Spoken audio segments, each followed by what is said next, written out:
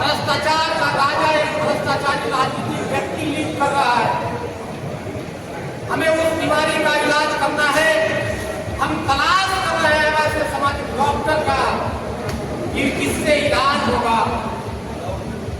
आप जाते हैं गांव में शोषित वंचित पीड़ित और उपेक्षित जो लोग हैं, आज के तारीख में हमारा देश 1947 में आजाद हुई।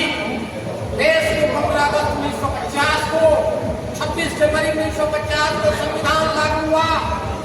देश गणतंत्र घोषित किए गए, लेकिन आज इस समाज में जो 70-80 लोग हैं, उनके जीवन में राजनीतिक आजादी बाकी है।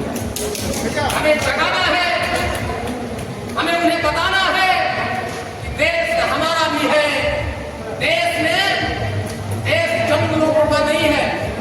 इसलिए जरूरी है कि समाज में शोषित पीड़ित वंचित और उपेक्षित लोग हैं, उनको राजनीतिक सत्ता पहुंचाना जरूरी है। और अब समाज में 70% आबादी है, और 70% आबादी आज की तारीख में आज वंचित है।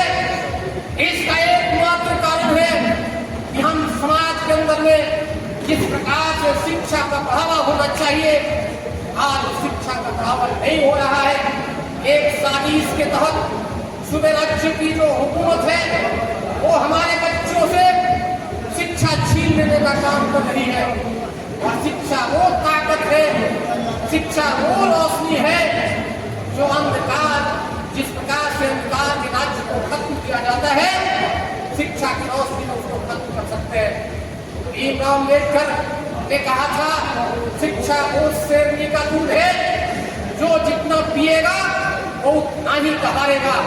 निश्चित रूप से समाज को बदलने का जो एक सबसे बड़ा जो हथियार है, वो शिक्षा हमने उसे छीन लेने का काम किया गया है।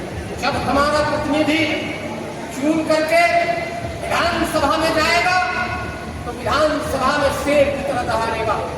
वो बोलेगा कि समाज के जो शोषित पीड़ित जो वंचित उपेक्षित लोग हैं, उनकी भी बात करो, वरना हम सरकार को एक कदम नहीं चलने देंगे। एकता की जरूरत है। अगर एकता कायम नहीं हुई, हमारी चट्टानी एकता कायम नहीं हुई, अपने वोट को 500 रुपया में बेचते रहे, अगर हम अपने वोट को चंद लालच में बेचते रहे, निश्चित रूप से जिस प्रकार से आजाद भारत में गुलामी की जिंदगी जीने पर जो मजबूर होना पड़ रहा है, हमें जीना पड़ेगा। इसीलिए है जो पार्टी की जिम्मेवारी हमें दी जाएगी, मैं उस पार्टी की जिम्मेवारी का अक्षरशः निर्वाहन करने को तैयार हूँ। निश्चित रूप से आपको बता दूं, चाहे कोई विधानसभा की जो समस्याएं हैं, एक भ्रष्टाचार का सायरन उठ रहा है।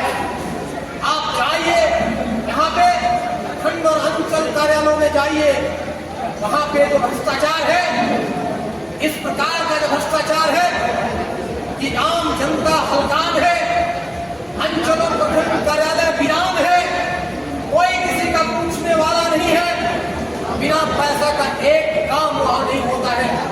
और सबसे अधिक इससे जो प्रभावित व्यक्ति है, जो समाज के निचले पायदान पर रहने वाला जो अंतिम व्यक्ति है, वो इसका मार खा रहा है, वो इससे प्रभावित हो रहा है।